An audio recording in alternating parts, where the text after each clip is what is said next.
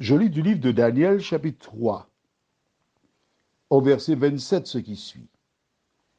Les satrapes, les intendants, les gouverneurs et les conseillers du roi s'assemblèrent.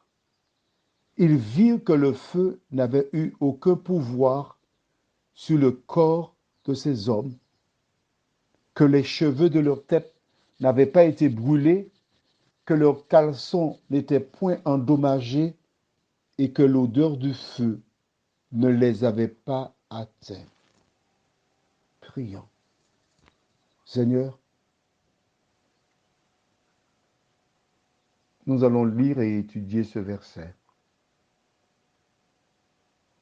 Nous te remercions pour le Saint-Esprit qui a toujours été là pour nous guider, nous instruire. Nous te demandons, Seigneur, qu'il intervienne aussi dans nos vies, afin que nous puissions nous livrer pleinement à toi, nous t'en prions, au nom de Jésus et pour ta gloire éternelle. Amen.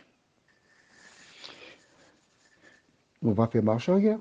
Merci, on fait toujours marche arrière. Dans toute cette histoire, c'est toujours le roi qui prend la parole. Nous sommes d'accord?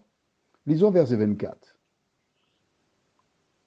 Non, pour ceux qui n'étaient pas là, on lit verset 19. Sur quoi Nebuchadnezzar fut rempli de fureur et il changea de visage en tournant ses regards contre Shadrach, Meshach et Abednego. Il reprit la parole et ordonna de chauffer la fournaise 7 fois plus qu'il ne convenait de la chauffer. On est d'accord?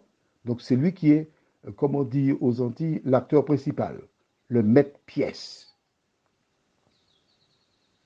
Ensuite, avant ça, la fin du verset 15, il avait déjà dit, et quel est le Dieu qui vous délivrera de ma main?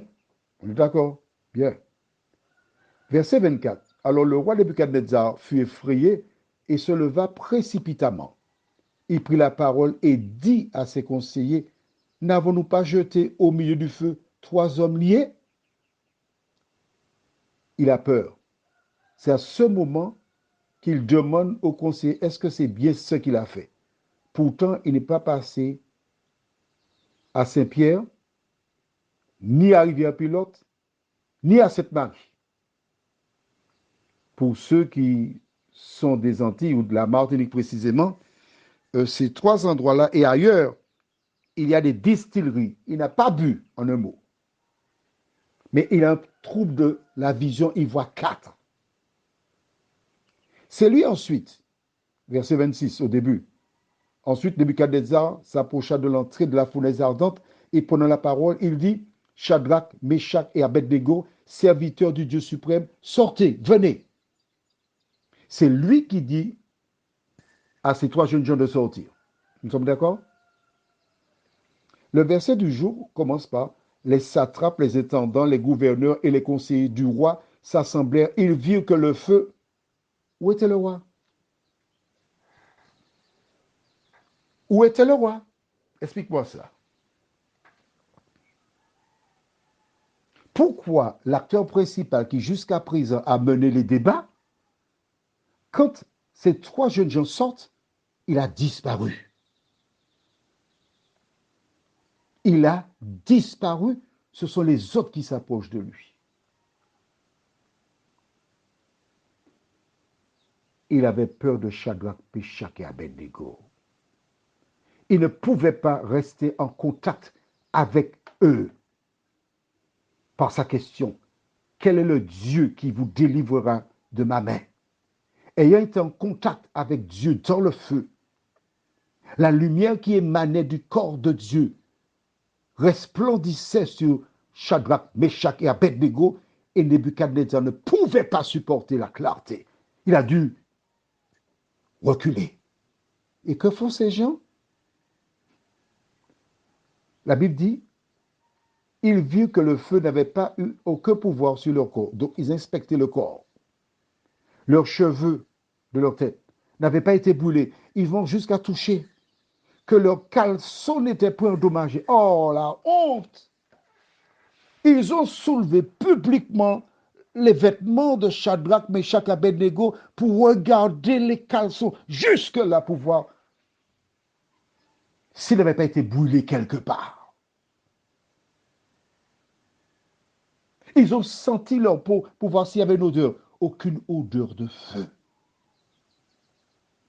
Car pendant qu'ils étaient dans le feu, ils étaient environnés de la gloire de l'Éternel. La seule odeur qui émanait de leur corps, c'est le parfum du Créateur des cieux et de la terre. Prions, notre Seigneur et notre Dieu.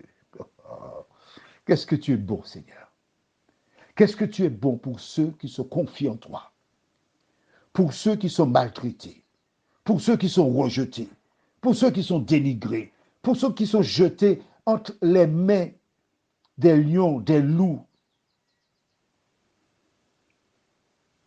Mais aussi longtemps qu'ils sont ancrés sur le rocher des siècles, rien ni personne ne peut les atteindre. Seigneur, aide-nous à faire comme Shadrach, Meshach, Abednego, à avoir la crainte de ton nom.